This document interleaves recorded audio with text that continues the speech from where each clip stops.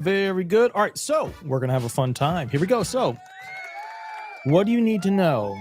You need to know basically this. At the end of the day, we're looking at the Trump administration. The Trump administration is getting sued by a lot of states, well over 20. Oh, it's over 25 now, that want to go ahead and have the contingency funds, around $6 billion, be used to go ahead and combine with additional funds, slush funds from somewhere. I'm just going to slush them in to equate to 8 to 8.5 billion needed for food stamps.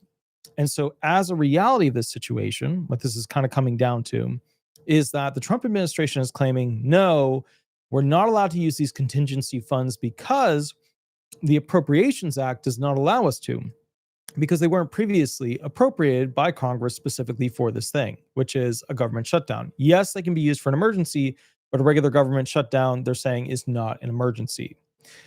So, a lot of the Democrat-oriented states are saying, we don't care. We think this is an emergency. This is ridiculous. Just release the funds. Trump administration is saying, no, legally, we really can't. So what this comes down to is a question as to why $8 billion for a 1 month period can't be cured when we send quite a bit more than that to other nations just to go ahead and pay their own payroll, pay their own, retirement, pay their own pensions. I'm not looking at Ukraine. I'm not looking over that. All right. So the bottom line is this. Will Trump lose this lawsuit? Probably. Will Trump be sued horrifically as a result of it? Yeah. Will Trump lose a lot of money as a result of this? Not much. Not much at all. Hardly any. So the federal government has immunity in these sorts of situations from having like big settlements, right? But at the end of the day, what really we're going to see is the judge ruling on whether or not the Trump administration has to release those funds. Now, there's a couple of things you need to know before we go into the legal stuff, because this is kind of the introductory, early beginning stuff, okay? All right, so first thing is this. SNAP benefits, food stamps, are not a constitutional right. They're a statutory benefit. So the bottom line is it's a federal statute. Food and Nutrition Act of 2008 is the group that basically goes ahead on the USDA, administers it, things like that. The courts have held that you don't really have rights to this in the way that you would have like rights to property you own. So Ling v. Castillo, 1986, Supreme Court ruled that food stamp eligibility rules did not violate due process or equal protection when it comes to treating households a certain way, creating new laws related to it, defining things how they want. And then there was Atkins v. Parker, 1985. That's where they basically said, that reductions in food stamps, even some withdrawal of food stamps, did not require a hearing because they weren't at the same level as property rights. And so what they were saying is that, lower courts have usually found that food stamps are a gratuity, not a vested right. And the higher courts agreed with it and basically said, yeah, okay. We don't even have to do a hearing if we're going to pretty much reduce them or in some instances take them away for this individual. And I mean, think about it. How could they do that many hearings? They couldn't do that many hearings if they had to. Then, of course, the eligibility is conditional. It's not guaranteed. Like when you buy a piece of land, like that's your land. I mean, they're going to tax the hell out of it, but that's your land. But in this case, eligibility for food stamps, it's conditional. You have to meet strict income requirements, strict asset requirements, strict work requirements, strict citizenship/immigration requirements. And it's always subject to whether or not the money is available. Always subject to that. There's no way around that situation. It's always subject to whether money is available.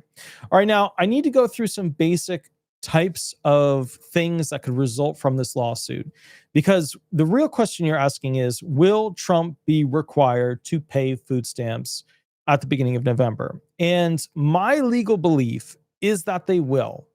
I need to teach you some legal words so that you know what they are, because as we go through this, if you don't know what these legal words are, you're not going to know what we're talking about. So here we go. We're going to go ahead and go through some legal terminology, and I'm going to super simplify the definition. So if you're coming at this like, that was not a perfect legal definition, how dare you?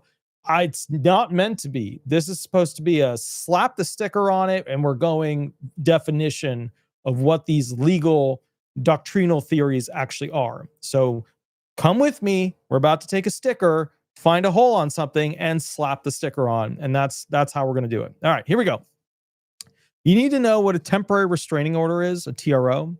It's basically where a court will go ahead and say, hey, you, to a particular party, need to stop doing that. Or you, party, need to stay away from that. Don't touch it. Don't touch it. So what could happen under the FRCP 65 subsection B APA section 706 is basically the court could halt the suspension that Trump has ordered on the USDA from paying out those funds. Okay. So that's a temporary restraining order. That's where the judge would basically order, okay, that, this suspension would go ahead and stop. And then there's and remember, we're slapping stickers on something. Then there's a preliminary injunction. Okay. That's where a court can block, actions from actually happening. That's where they can be like, Jedis and be like, no, you will not. And, you got to do the eyes right. You will not. That's horrible. That's like Halloween shit. So the point is, if like a court was like, if they want to do a preliminary injunction, an example of that would be like, a court would say to one of the parties, you can't open that vault until we do this other thing. Or they could be like, you can't launch that product until we do this other thing. So that's what a preliminary injunction is. It's under FRCP 65 subsection A, but basically it blocks something up to a point. Could be through trial. It could force, somebody to pay a certain thing. Like, so with this, it could force Trump through a preliminary injunction to make the funds available for payment. Then there's a permanent injunction. So remember, we did temporary restraining order, then we did preliminary injunction. Now we're doing a permanent injunction. So that's where basically it bans an action going forward. That's not like a preliminary one where it's like, okay, you can't do this until we do that. No, a permanent injunction is where the judge is like, henceforth going forward, y'all ain't going to be doing that. That's what a permanent injunction is. It's like a final court order to do or not do a particular thing. So what the court could do is if they did a permanent injunction, they could go ahead and ban future suspensions of these payments from being restricted from not paying out, which would be total and complete precedent. Like it would be brand new, brand spanking new. Like we would, for food stamp land, we don't have that. We don't have that protection yet. Then there's also what's called a declaratory judgment. What is a declaratory judgment? Okay. So a declaratory judgment is more like, it's more like a thing that goes through what the party's rights and obligations and stuff, or like duties that they're supposed to do. It goes through and says to everybody, hey, it states to everybody, hey, you're allowed to do this, but you're not allowed to do that. These are the declaratory judgments where basically it will say what's allowed and what's not allowed. So basically, if somebody comes out with a letter and says, hey, we believe legally that we're not allowed to go ahead and spend that $6 billion on these food stamps in November because we feel like it would be an inappropriate appropriation. Well, the judge could come out with a declaratory judgment. And remember, we're slapping stickers on this thing. 28 U.S.C. section 2201 and say, hey, those letters are actually unlawful. And you have a duty as a result of that to use the $6 billion and find maybe even another $2 billion to pay out the benefits. Okay. And that's a big thing. When you get a declaratory judgment, that's a big thing. Permanent injunctions are big. Declaratory judgments are big. Preliminary judgments usually come at the beginning of a hearing or trial. And then you have vacating. Okay. That's where, let's say that a judge makes his decision and then a higher judge wants to look at it. And the higher judge could vacate the original ruling, the prior decision. They wipe out what the prior judge did. They're looking at it again, and that's where they vacate it. That's APA section 706 subsection 2. Now, we already talked about how Trump is not going to be basically bankrupted as a result of this lawsuit because he, as president of the United States, has a lot of protections. That they have all these special restrictions where if you sue them, you can't really get too much out of them. They could potentially seek things like attorney's costs, attorney's fees. That's under 28 USC section 2412. Full reimbursement. Usually it's in the $500 to, I would say, $750 per hour. For most attorneys, I'm cheap as hell. I give people a 1 hour private session for $250, but the actual average is like $500 to $750 dollars per hour for an attorney. And then, of course, obviously prevailing party, blah blah blah, all that traditional jazz. Then you have basically where the states can seek reimbursement. So let me give you an example. If Trump says we can't use this $6 billion and find another $2 billion, and the states are like, screw you, we're going to pay the benefits anyway. So if they go ahead and from the state level get a bunch of money and then pay that money into the food stamp cards, the federal government technically right now doesn't have a duty to pay them back. So they could fill up your food stamps card, and then the federal government could come down and pay out food stamps as well through those food stamp cards. And then the state would not have a right to seek reimbursement unless there was a ruling that said that basically the state administration could receive reimbursement of the funds they already spent. That would be 7 USC section 2025 subsection A. But basically, just so you guys know, the federal government pays for the food stamps, but like the state pays for about half of the administration of them. So it's not as simple as just like the feds pay for everything. This some stuff is paid for by some people, yada yada. But obviously the state doesn't pay that much. It's mostly federal money. And then there's basically costs that are part of this whole thing, where you can seek to be reimbursed. It's a very discretionary thing. But let me give you an example. Like if you had to bring in expert witnesses, which you're going to have to for this, you're going to have to bring in legal experts to go ahead and not slap a sticker on it, but actually define, figure out, understand what is going on. And those legal experts are not cheap. So, you might need expert witnesses, all that stuff. So that's FRCP 54 and 28 USC section 1920. All right. So that's kind of the financial aspect of this whole thing. And we're going to go and do a full assessment as to whether or not Trump is going to lose this thing. And he's probably going to lose this battle. I've seen the legal understanding of it. I reviewed it. I understand the Republican side. I understand where Speaker is at. I understand where Schumer is at. I understand where Trump is at. But after reading through the law as it stands, it doesn't look good for Trump. It looks like it's going to swing the other way. Okay. There's other types of basically, reliefs. There's writ of mandamus, compel unlawfully withheld actions. I don't think you guys really need to know about that. But basically, like if they compel, then the court can create a demand letter in the sense of a pay now order. They could do that. I don't think it's going to get to that. I don't think it's going to get to that at all. There could be potentially a recipient class action, although they don't really have a right to those benefits. So that would be very tricky. They might be able to come up with some cool, weird, unique legal way to create a class action lawsuit of all food stampers, but it's unlikely. It's just unlikely because they don't really have the traditional legal rights that you would need to actually build that army of food stampers. You got the Rollins Vought Fifth Amendment property deprivation, but again, they're not the rights. You don't really have that big of a right to food stamps. You got the Little Tucker Act, got the state emergency funds, for the fronted benefits, contract versus implied. I don't think you guys really need to know about that stuff, that legal stuff.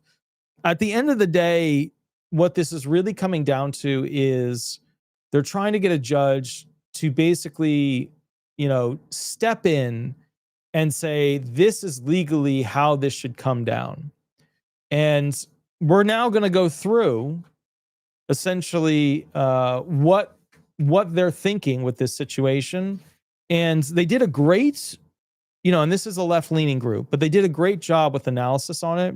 It's from the Center on Budget Priority and Policy. So I want to go through and read to you essentially parts of this, because I think you will have a really good understanding as to whether or not you're going to be getting, these food stamps in the upcoming early November season. And the reason why this is, you have to understand, if Democrats can win this lawsuit, it makes it look like Trump specifically tried to not pay food stampers.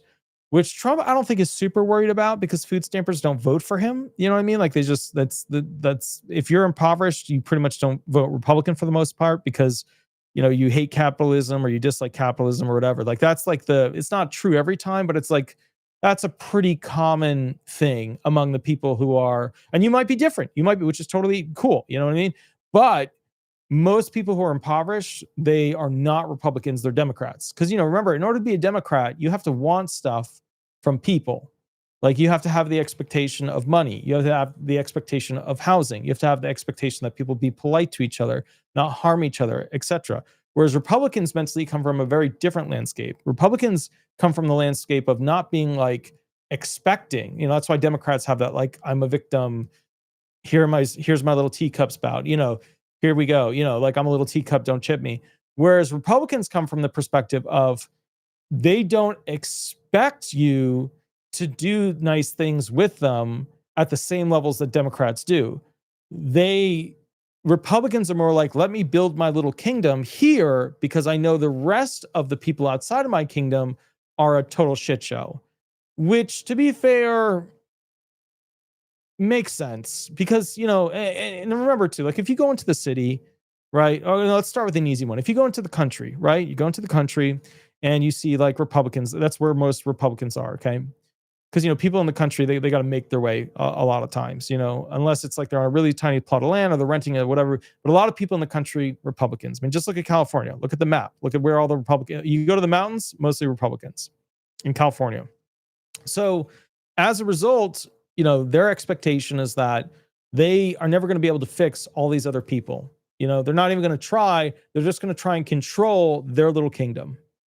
Right. That's why you see a lot of Republicans that are like, my dream is to have 50 acres on a river with geese and ducks and, anything that quacks and horses and pigs and a husband that doesn't mind spending all of his money on feed, that kind of stuff. Right. And then Democrats are more along the line of like, it's more like they expect you to change the way you are to model yourself after what they want, right? So it's more of like they have an expectation that you are going to be more like what they want you to be, which, I don't care which party you're in. That's just how those two tend to usually tend to exist, right? I think the Republican way is a more anxiety filled way until you've like built your little empire and you're safe. And basically then the anxiety is way less, depression is way less. Then it's just about keeping what you have. I think the Democrat way is becoming more anxiety related because the focus is on those people have to do what I want them to do. If they don't, it will internally upset myself a lot. And I think that's one of the things that we're seeing with a lot of individuals in the LGBTQ plus community and the minority community and the religious communities that are part of the, Democrat, more woke side of things. They're very upset because the world they expect other people to change themselves to be like, that they have an expectation that people will change themselves into, that expectation is just obviously not happening because, Republicans look at the world and like, you're not changing me, I'm going to change you. And Democrats look at the world, you have to change for what I want. And so that's just a very different mechanical way of approaching essentially the system of living. Now, I want to go through this real quick because I think this article was incredibly well written. I think it's really mind-boggling. Before we do, I have two things. First off, this. Last night I pulled out, I didn't get a chance to pull it again today, but Call Sheet, which is where they get to like bid on stuff. They get to basically bid on essentially like, how long people think the government will remain closed.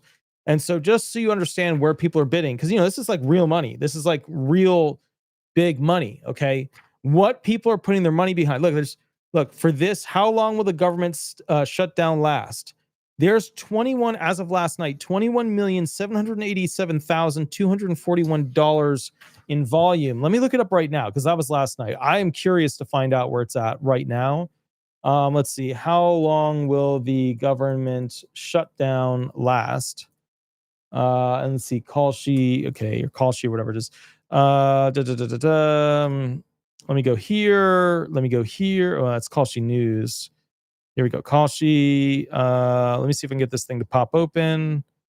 How long? Okay, cool. So now how much money is in this? Hold on, let me see how much money they got put into this thing.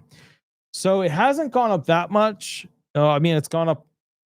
It's gone up. Well, I mean, kind of. So it went from last night to today. It went up from $21,787,241 to $22,324,150. And so basically, what they're saying right now is that people believe the government is more likely to be shut down for more than 39 days at basic, which changed. This actually changed. The opinion of people changed from last night. So last night, people believed that the government would be shut down more than 40 days. Because you remember, like, we're almost at a full month. We're almost at like a 30, 31 day month. And they said, okay, basically, yes was 60 cents, no was 43 cents. Chance of it more than 40 days was at 60%. So more than 50% of people believe that the government be shut down for more than 40 days. 45 days, it drops to 45% of people. So the average change. People didn't believe it would be open more than 45 days. More than 50 days, people believe the shutdown would essentially only be a 30% likelihood. Now, today, that changed. People now believe more than basically, let's see. Okay, some of these stats are a little bit different, but more than 39 days, 66% likelihood. More than 40 days, 59% likelihood. More than 41 days, let's see, isn't established in this one. Okay, so basically what we're looking at is people believe that the government essentially around 40 days is how long it'll be open, or rather how long it'll be closed. So think like November 9th is when they think it will likely go ahead and be reopened. And that, I think, is consistent with what I believe too, because I think what's going to happen is they're going to have a bunch of people rioting and stealing and doing crime. And then those people doing crime are going to injure middle-class people that are working. And those middle-class people that are working, are going to basically make other middle-class people fearful. And then Trump's going to go ahead and work to reopen the government, because he can't have a lot of food stampers harming the working class. Like, he just can't have that. That's going to slow down the economy's capability to go ahead and earn money that they can then tax as the federal government. So to me, that makes sense with where these people are actually, bidding and putting their money where their mouth is. So that's very interesting. All right, next thing. This is the Senate Budget Priority document. It was created on October 27th, so a couple of days ago. It is very well done. Let me get through some of the details on this. Done by Dottie Rosenbaum. SNAP's contingency reserve, right? That's $6 billion, is available for regular SNAP benefits, as USDA and OMB have ruled in the past. Okay, so the Trump administration recently claimed that SNAP benefits are not available for November of 2025 because SNAP contingency funds are not legally available to cover regular benefits. This stands in opposition to the law and prior practice included by the Trump administration itself. Yeah, so what happened was the prior Trump administration, when they had a close down, they still paid food stamps. All right, I'm just going to skip through some stuff. The administration must use all available options to fund November benefits for the 1 in 8 people in the U.S. who need SNAP to afford their grocery bill. Okay. The administration must use all available options to fund November benefits for the 1 through 8 people. The administration's assertion that it cannot use SNAP contingency reserves to cover regular SNAP benefits is contrary to the plain language of the law. We're going to go through it so you actually know what it is. Prior Trump administration practice and the first Trump administration's understanding and communication repeatedly in multiple USDA documents and confirmed by the Government Accountability Office. And that was the 2018-2019 shutdown that happened. And then previous administrations understanding that contingency funds could be used for SNAP benefits during a shutdown. That's prior presidential administrations have ruled that basically, with their writings, that they could, should, would use the contingency funds for that. Okay, so let's just go right to kind of the important part. What does the law actually say? Because this is what you need to know. You need to know whether or not they legally are likely to succeed with this giant lawsuit started in Massachusetts to make the Trump administration take the $6 billion in reserve, find another $2 billion, wrap it together, and pay food stamps. Okay. All right, here we go. SNAP appropriation laws, plain language, makes contingency reserves broadly available for program operations. All right, so what they mean with that is Trump is arguing that if the government shuts down, that is not an emergency situation to go ahead and use the contingency funds within the definition. Everybody else is arguing that basically if the government's shut down and people aren't going to get the food stamps and they need the food stamps to survive and eat, obviously, let me get a real snap, that is an emergency because, they're not going to eat. Like the amount of rioting is going to be absolutely ridiculous. Like the amount of like Antifa all over the placing is going to be absolutely ridiculous. By law, individuals and families who meet SNAP's eligibility requirements are entitled to benefits. But remember, they're not a legal right to them in the same way as like property ownership. The left goes a little hard on that. They're not as concrete as the left would like you to believe. Despite this requirement, historically, Congress has treated SNAP as what is known as an appropriated entitlement, funding SNAP through the annual appropriation process with the following language using the fiscal year 2024 language as an example. Quote, let's see, here it is. Shall be placed in reserve for use only in such amounts and at such times as may become necessary to carry out program operations. Okay, provided the funds provided herein shall be expended in accordance with the Section 16 of the Food and Nutrition Act of 2008. So let me read to you again what they're saying there is. So they're saying, hey, at the end of the day, we put some funds aside. They are to be used in this instance. Let me read it to you again. Okay. All right. So for necessary expenses to carry out the Food and Nutrition Act of 2008, of which, basically $3 billion was used back then, to remain available through September 30th, 2026, shall be placed in reserve for use only in such amounts and at such times as may become necessary to carry out program operations. Okay, so what they're saying is this is an example where they are requiring the funds to be used to carry out program operations, meaning the intent of this rule is to pay people their food stamps so that we don't have mass rioting. All right, so the first number, 122.4 billion in 2024, covers all the activities funded under the Food and Nutrition Act. And just so you guys realize, like, yeah, that's a lot of money. 122.4 billion in food stamps. We got to find a way to make this country more efficient. We got to find a way to get people, some of them, to go back to work because there's a lot of able-bodied people receiving food stamps. I think the government is going to create a system where, yeah, the disabled are, obviously disabled and unable to work, retired, similar situation. But a lot of people who aren't disabled, like receiving disability benefits, or maybe even in the application process, I could see them legislating that, are probably going to be heavily restricted with these food stamps. Because what's happening is we're getting a lot of single moms with a significant amount of children. Some have similar fathers, some don't. But we're getting a lot of these cultural setups where basically the moms are just becoming super breeders, and they're basically just paying for themselves through food stamps, WIC, all these other types of programs to have a job just having kids. And the problem that you run into with that is that a lot of those kids don't really have good parenting that ends them up in a position of being like an electrician, a painter, a doctor, a lawyer, accountant, a NASA astronaut, whatever. And a lot of these kids end up on benefits themselves. Well, no, almost all of them do. They end up on benefits themselves because their parents don't have money. And usually the father isn't in the picture. So it's just a really negative, bad situation. Okay. SNAP benefits, 108 billion in 2024. Okay. 108 billion in 2024 account for about 90% of the FNA, which is Food and Nutrition Act funding. SNAP benefits include regular monthly benefits and DSNAP benefits, one-time SNAP food assistance benefits after disaster for households affected by disaster who may not normally qualify for or participate in SNAP. That's like when your food goes bad because of a hurricane, they have, basically the DSNAP benefits. Okay. As a result, the law does not support the administration's claim that the contingency reserve is available for DSNAP, but not regular benefits. So in other words, the Trump administration is saying, maybe we could do a one-time payment to replace a certain cost or whatever, but they can't do the full food stamp. That's where the Trump administration is coming from. The second number, 3 billion in 2024, is known as the contingency reserve. So again, that's where they put money aside in case there's like a problem, in case like the Terminator movies become real. I mean, not that exciting, but something like that.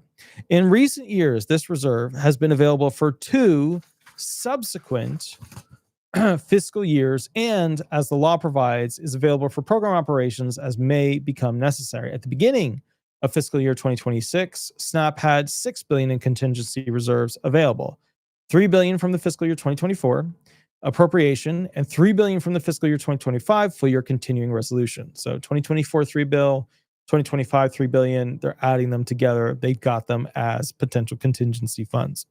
The amount available through the contingency reserve may now be somewhat lower, likely between 5 and 6 billion, depending on how much USDA may have used to fund state administrative costs in October.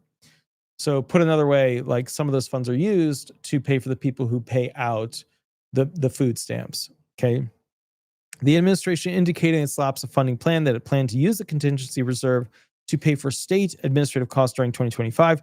That is consistent with saying that the contingency reserve is not available for SNAP benefits because benefits and administrative costs are part of the same appropriation item. Whatever. That's not the important part here. The important part is, what is the legal likelihood of them paying out benefits as a result of this lawsuit from Massachusetts in early November?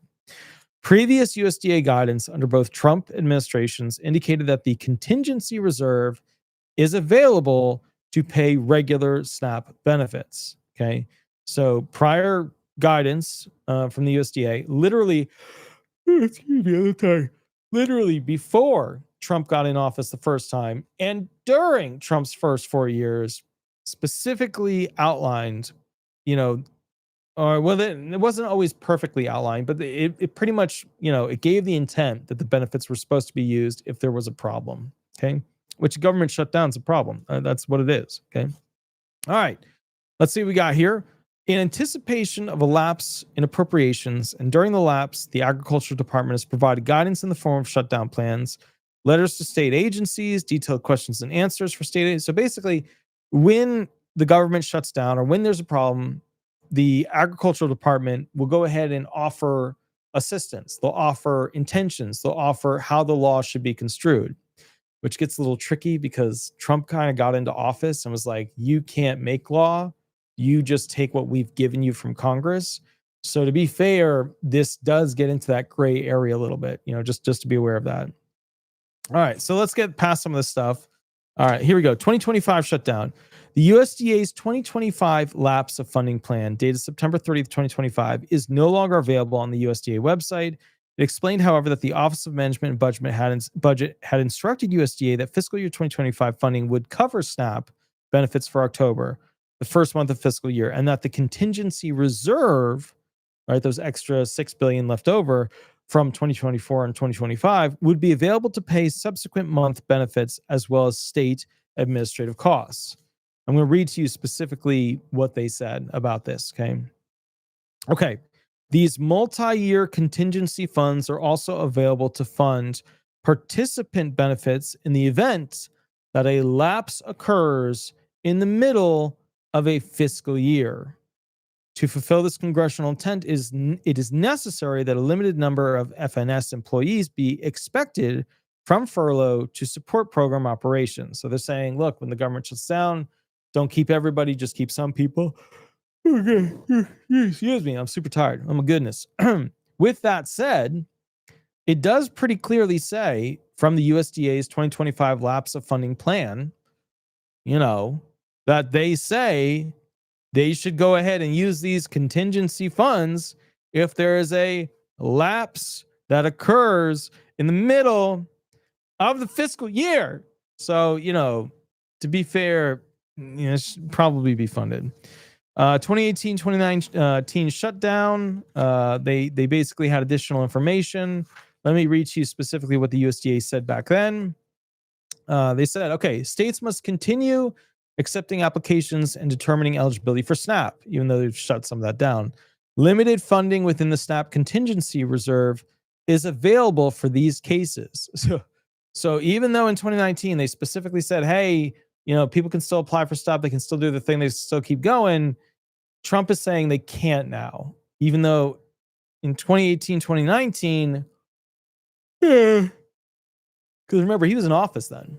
Even during his prior 4 years, they specifically said the funds should be used for this. So it's like the precedent has already been established. He already was part of it. It was part of his administration the first 4 years. Okay, so next thing. All right, so FNS is committed to minimizing the impact of the appropriations lapse on SNAP households and directing the limited funding available from the contingency fund that can be used toward normal SNAP operations, including the issuance of benefits for new applicants in February should the federal government shutdown continue. So literally in like 2019, January, when they came out with the statement, they specifically said element-wise, number one, if there's a shutdown and there's going to be a lapse, use the contingency funds for the administration, use them for the intent of what Congress originally created them for, to keep things going. Okay. Next thing. How should states handle new applications that are determined eligible for February benefits if they will not receive a combined allotment in January? Limited funding within the SNAP contingency reserve is available for these cases. It is for this reason that it is so critical that states issue their regular ongoing benefits by January 20th. So again, the language in 2019, January 10th, specifically says they need to use contingency funds because it is super important for a lapse not to occur where benefits are not going out. So like, when Trump's like, hey, we don't think it applies. His prior administration literally under this agency said it definitively did. Now, maybe he's just changing his mind. Maybe they're going in a new direction. Maybe they're just like, we don't want to pay food stampers. Maybe that's what it is. I don't know. Maybe Trump's like hoping that a bunch of food stampers will get jobs to go ahead and just like survive and not need food stamps. I don't know. Maybe. I don't know. Okay. Next one. What cases should be included in the early issuance? Should pending recertifications scheduled to close on January 31st be included in the issuance file sent by January 20th? So basically, what cases should, have, the issuance of funds? Well, and then remember, we're going to January 2019, their exact language. This is what they said. Limited funding within the SNAP contingency reserve is available for these cases. It is for this reason that it is so critical that the states issue their regulatory ongoing benefits. States should complete processing and send files to their EBT processors to issue February benefits to any such cases once they complete the required actions.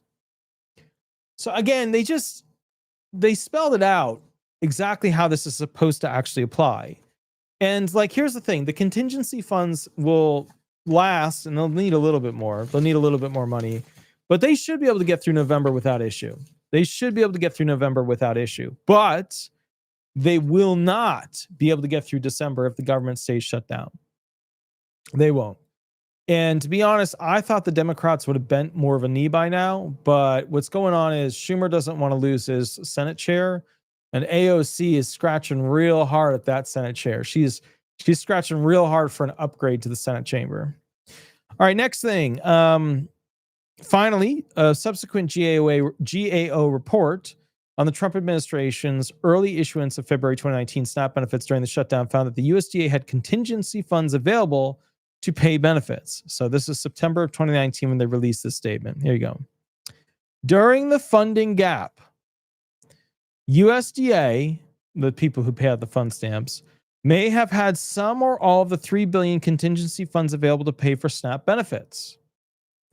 USDA's 2018 appropriation established this fund by directing that $3 billion be placed in reserve for use as may become necessary to carry out program operations.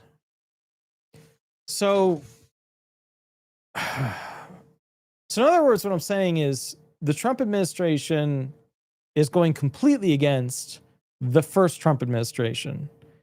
And logically, to be honest with you, it doesn't really make sense why they wouldn't use the $6 billion. Like, okay, if we go out of if we take our lawyer hat off, boop, we just put it over here.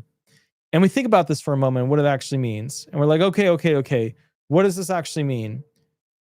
If you have a contingency fund of money to pay food stamps in case there's a problem and the government shuts down, like, I'm not sure there's any version of a definition you could create that would make sense where you wouldn't use the contingency funds that are there on contingency if there is a problem so that the benefits can continue to be paid.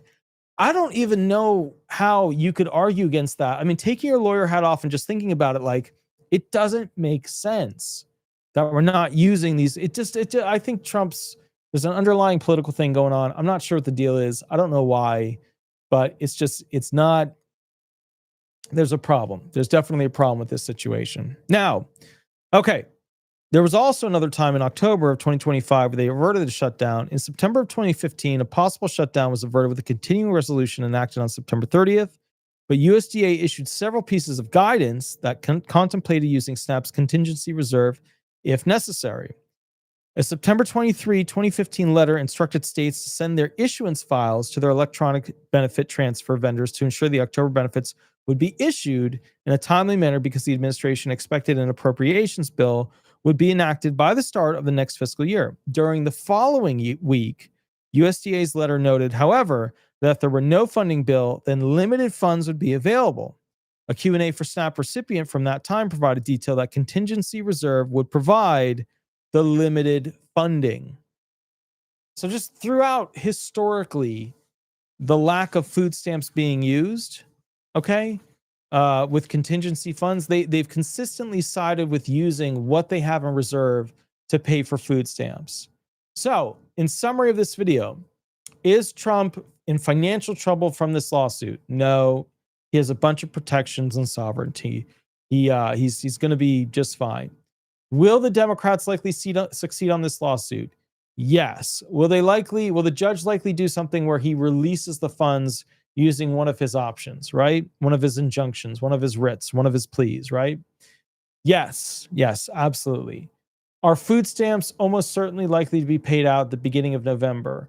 Yeah, somewhere around the beginning of November. Because remember, this court stuff, it takes time. The judges have to go ahead and read everything. They have to review it with the writers, figure out what the plan is, stuff like that.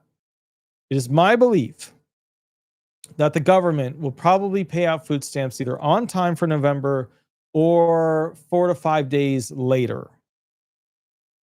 You will see lots of rioters if they are not paid on time. These rioters are usually, as you've seen, paid actors.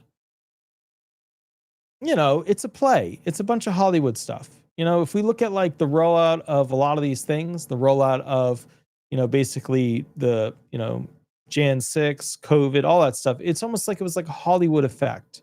It's like a script was written and everybody was following a script. Well, I mean, it really was. When you go to the legacy news channels, you can hear them all saying the same scripted language over and over between them. So, I mean, there is a controlling existence that controls our legacy news.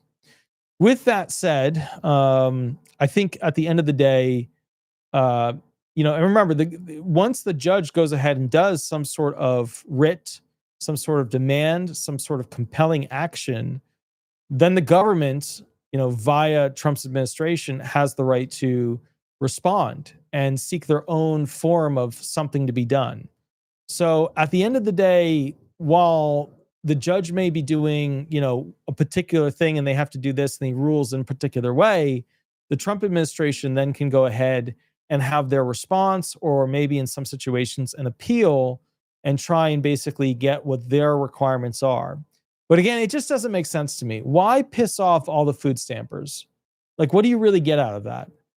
Yeah, there's a bunch of them that should be working. I know. Yeah, there's a bunch of them having a ton of kids and they just basically sit on food stamps for a chunk of their life and keep getting benefits. And then their kids end up getting benefits and living with their parent. And then they play video games in the house all the time. The parent just pays the bills. Yeah, I know. I represent a lot of people in that situation, both the grandparents, the parents, the kids, the babies from the kids. I know. But at the same time, there are a lot of people that are supposed to have food stamps because they can't work. The disabled, retired, etc., and they don't have enough money coming in. So my point to this, just so you guys kind of understand it, is that I think we'll get a ruling in the beginning of November. I think Trump will go ahead and respond. But once Trump starts feeling pressure from middle-class, working-class people getting injured from food stampers, that will probably force him to go ahead and come to the table to negotiate more, because he does not want the middle class turning on him, because that's the middle class that he needs for the midterm elections. All right. I hope you enjoyed this video. Please remember, I don't do Medicare stuff, but if you need a Medicare tune-up, give these folks a call, 339-226-6287. If you have new medications, new physical therapy, new surgeries upcoming, please give them a call so they can go ahead and work with you with basically doing a tune-up on your Medicare benefits. With that said, Attorney Walter Hnot, I have to go and do a private session now with somebody. That's where basically they pay me for half an hour to figure out an issue that they're having. Give me basically, I'm going to be live again later tonight to answer questions for free, probably around 10, 11. With that said, Attorney Walter Hnot, please remember to like and subscribe. And one thing I always love, if you head over to Google and you type in Disability Resolution Law Firm or Disability Resolution Florida, if you can throw some stars up there, I always super appreciate it. I will catch you a little bit later. You have a wonderful, wonderful day. Thank you so much. I'll catch you later. Bye-bye, everybody. Bye-bye.